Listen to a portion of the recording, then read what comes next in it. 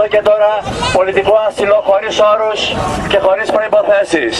Είναι το αυτονόητο δικαίωμα ανθρώπων που έχουν ξεφύγει από την δικτατορία του Αχμαντινεζάτ να έρθουν σε αυτή τη χώρα, να έχουν ανθρώπινη υποδοχή και πάνω απ' όλα να έχουν πολιτικό άσυλο.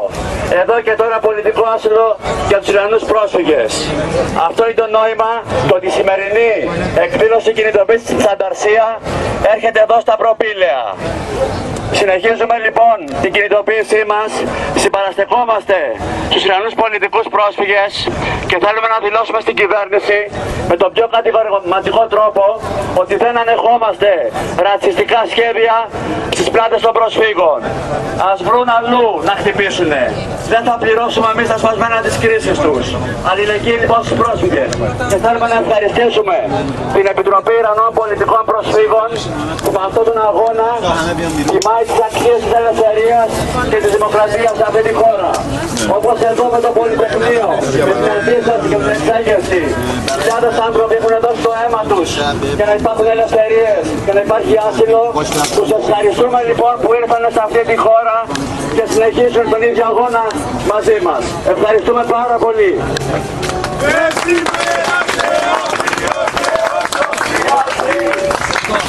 Είμαστε όλοι Ιρανοί και σήμερα και αύριο και όσο χρειαστεί.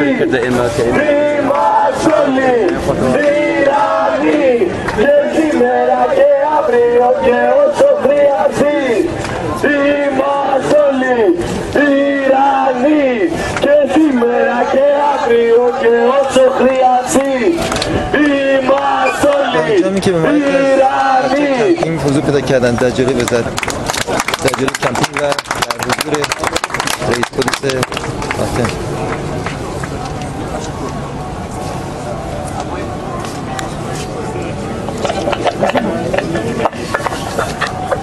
Ευχαριστούμε σε όλους από Επιτροπή Ιρανών Πολιτικών Πρόσφυγων που είσαστε στο πλευρά μας, που είσαστε 60 μέρες στο πλευρά μας. Αυτοί που 60 μέρες μας είχαν αφήσει εδώ στο δρόμο, ήρθανε που βλέπουν αυτό το κόσμο εδώ μαζί μας είναι και πάλι που ήρθανε αργήσανε. Αυτό που εμείς ζητάμε να δοθεί απάντηση αμέσως τώρα. Αλλά αυτοί μάλλον δεν θέλουνε. Μάλλον δεν έχουν ακούσει ακόμα που εχθές πετάξανε βόμβα εδώ. Μας λένε να περιμένουμε άλλα 10 μέρες. Σε 10 μέρες πόσες βόμβες που δεν εκράβησε βόμβα εχθές, αλλά που θα ξέρουμε. Το επόμενη βόμβα, το επόμενο νύχτα, αυτή τη βόμβα δεν θα εκραγεί και δεν θα έχουμε κάτι που μετά δεν μπορούμε να το γυρίσουμε πίσω. Δεν θα έχουμε ένα χαμένο ζωή. Πού θα ξέρουμε σε 10 μέρες αυτός που έχει ράψει στόμα του εδώ και 20 μέρες θα ζήσει ή δεν θα ζήσει. Αυτός που εχθές έκανε με το αίμα έκανε με το, πού θα ξέρουμε σε 10 μέρες θα είναι ζωντανός ή όχι. Αν πιστεύουν ότι νόμος είναι πάνω από ζωή των ανθρώπων, εγώ θα τους λέω τώρα που θα με ακούνε να πούνε και στο Υπουργό, αν είναι νόμος πάνω από ζωή των ανθρώπων, δεν είναι νόμος ανθρώπινο και είναι νόμος που πρέπει να φύγει και να φέρουμε τον νόμο με το πλευρά των ανθρώπων που να υποστηρίξει τη ζωή των ανθρώπων. Και αυτό είναι που ζητάμε. Αν θέλουν να μην χαθεί ζωή, αν πιστεύουν ότι είναι ανθρώπινο η κυβέρνησή τους, να σκέφτονται για ζωή των ανθρώπων, όχι για νόμος του 15 μέρες που πρέπει να δώσει πρόσκληση και να έρθει σε 5 μέρες.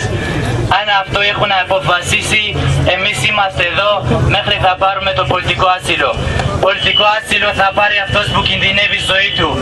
Αυτός που για ένα κίνηση πολιτικό θα του πετάξουν βόμβα εδώ μέσα στο κέντρο της Αθήνας, κινδυνεύει η ζωή τους ή όχι. Να μας απαντήσουν αυτό. Και αν είναι να πάρουν αυτοί που κινδυνεύει η ζωή τους, να δώσουν αμέσως τώρα, αλλιώς δεν ξέρω τι να πω. Ευχαριστώ πάρα πολύ σε όλους που ήρθατε. Εργάτες ενωμένοι, ποτέ νικημένοι. Εργάτες και ξένοι, ποτέ νικημένοι. Εργάτες ενωμένοι, ποτέ νικημένοι. Εργάτες ενωμένοι, ποτέ νικημένοι. Σας ευχαριστούμε πάρα πολύ. Πρέπει να νικήσετε, είμαστε μαζί σας. Σας ευχαριστούμε πάρα πολύ. بچه های مبادی رو صدا بزنید. مبادی